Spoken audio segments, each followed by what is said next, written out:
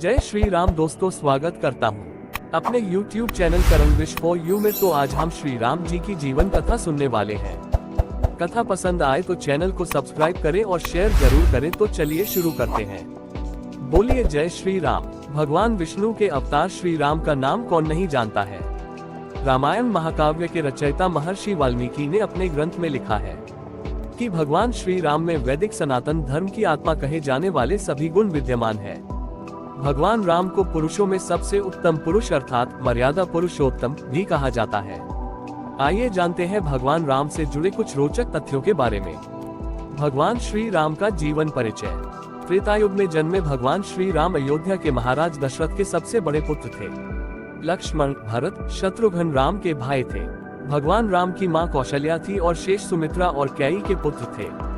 भगवान राम का विवाह मिथिला नरेश राजा जनक की पुत्री सीता के साथ हुआ था।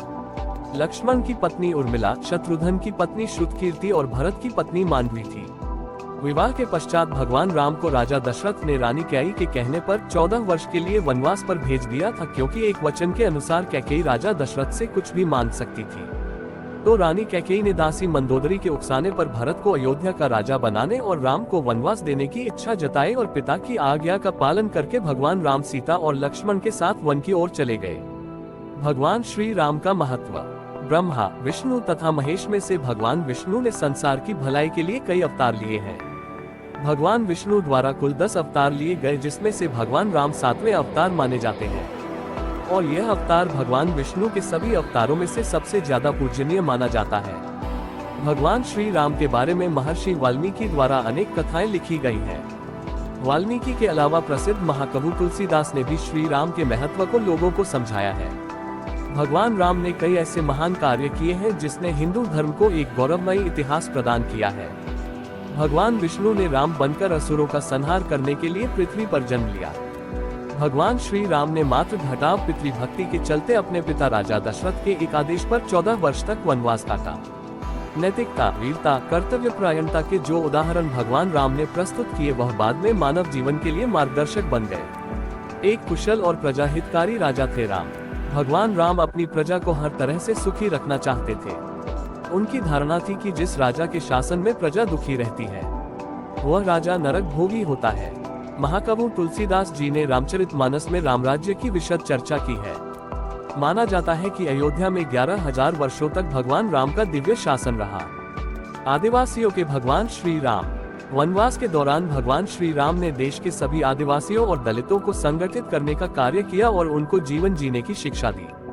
उन्होंने देश के सभी संतों और उनके आश्रमों को राक्षसों, दैत्यों के आतंक से बचाया था।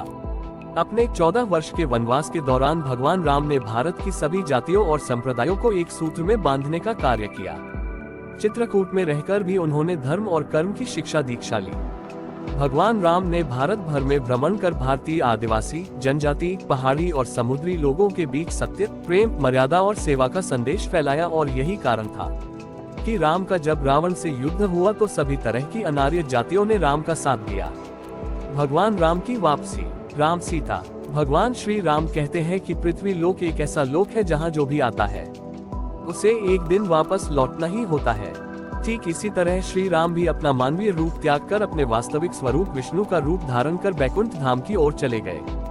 भगवान राम के बारे में सुने अनसुने 10 किस्से। राम सीता। 1. वनवास के समय भगवान राम 27 साल के थे। 2. लव और कुश राम तथा सीता के 2 जुड़वा बेटे थे। 3. राम रावण युद्ध के समय इंद्र देवता ने भगवान श्री राम के लिए दिव्य रथ भेजा था। 4. भगवान श्री राम ने पृथ्वी पर 10,000 से भी अधिक वर्षों तक राज किया। 5. भगवान राम का जन्म चैत्र नवमी में हुआ था, जिसको भारतवर्ष में रामनवमी के रूप में मनाया जाता है। 6. भगवान राम ने रावण को मारने के बाद रावण के ही छोटे भाई विभीषण को लंका का राजा बना दिया था। 7. गौतम ऋषि ने अपनी पत्नी अहिल्या को पत्थर बनने का श्राप दिया था और इस श्राप से भगवान राम ने ही उन्हें मुक्ति दिलाई थी। 8. अरण्य नाम के एक राजा ने रावण को श्राप दिया था कि मेरे वंश से उत्पन्न युवक तेरी मृत्यु का कारण बनेगा, और भगवान राम इन्हीं के वंश में जन्मे थे। 9. माता सीता को रावण की कैद से आजाद कराने के लिए रास्ते में पड़े समुद्र को पार करने के लिए भगवान राम ने एकादशी का व्रत किया था।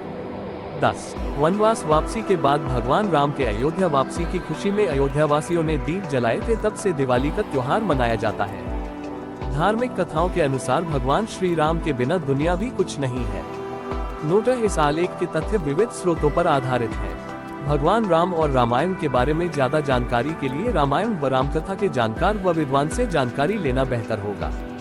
अगर आपको यह श्री राम कथा पसंद आई हो तो चैनल को सब्सक्राइब जरूर करें और कमेंट में जय श्री राम लिखें। तो दोस्तों मिलते हैं अगली कथा में।